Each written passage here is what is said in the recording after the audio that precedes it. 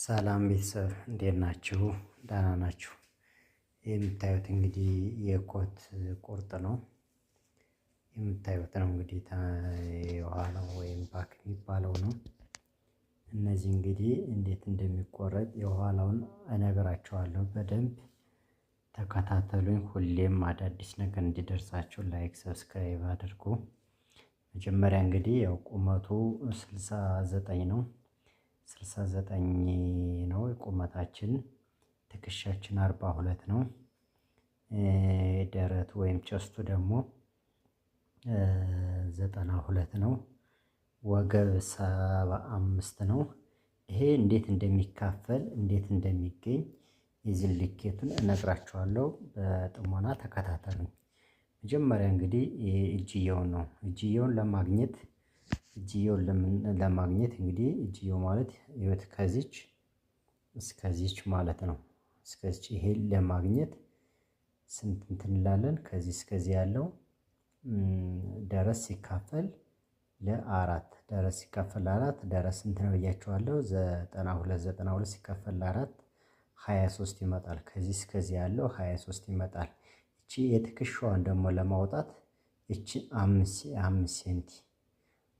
ሴንቲ ከዚህ እስከዚህ ያለችዋ ማለት ነው። 5 ሴንቲ እናደርጋለን።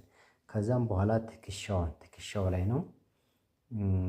መጀመሪያ ከዚህ ተጨማሪ ትከሻው ላይ ከመሄዳችን በፊት መጀመሪያ ሙሉ ቁመት እንለካለን። ይሄን እጅየውን ከለካን በኋላ ሙሉ ቁመት እንለካለን። ሙሉ ቁመቱ 69 ነው ብያችኋለሁ። 69 ማለት እዚህ ድረስ ነው። ሲደመር አንድ አድርገን የመስፊያ 70 ሲደመር 5 እናደርጋለን። ይሄ ወደ ላይ የሚታጠፈው ማለት ነው። ሲደመር 5 አድርገን 75 ላይ እንትን እንላለን ማለት ነው። ከዛ 69 ሲካፈል ለ3 ይሄ ደግሞ ምን ለማግኘት ነው? እቺ ወገቧን አያችኋት አይደል ቤተሰብ? እቺ ወገቧን ለማግኘት ማለት ነው።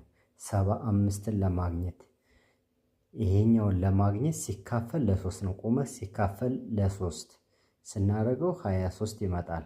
23 ሲካፈል ለ2 11 ተኩል እዚች ድረስ ያለው ማለት ነው። ከዚች እዚች ድረስ ያለው 11 ተኩል። ይሄ ከዚህ ቁመት ሲካፈል ለ3 23 ተመጣ። ከዛም በኋላ 23 ከመጣ በኋላ ከዚህ እንጀምራለን። 23 ከዚህ ነው የምንለካለን ከታች ማለት ነው። ከታች ከዚህ 23 ቀጥታ እዚህ ድረስ ከለካም በኋላ ሲካፈል ለ2 ስናደርገው ደግሞ 11 ተኩል። ይቺ አያችኋት? ይቺ ወገቧ ናት።